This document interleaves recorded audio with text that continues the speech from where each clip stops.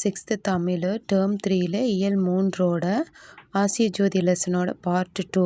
அதில் அவங்க என்ன சொல்லியிருப்பாங்கன்னா, நம்ம என்ன பாவம் செஞ்சோம்னாலும் என்ன புண்ணியம் செஞ்சுருந்தோம்னாலும் நம்ம ஒரு உயிரை பலி கொடுக்கறனால அது ஒன்றும் மாற போகிறதில்ல.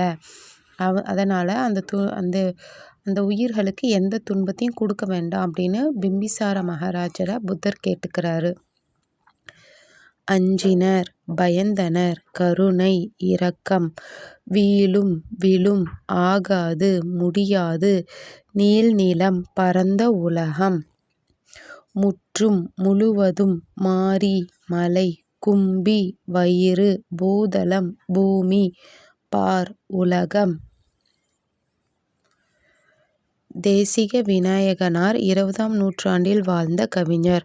36 ஆண்டுகள் பள்ளி ஆசிரியராக பணியாற்றினார். கவிமணி என்னும் பட்டம் பெற்றவர். 36 ஆண்டுகள் கவிமணி ஐயா பள்ளி ஆசிரியராக பணியாற்றினாங்க.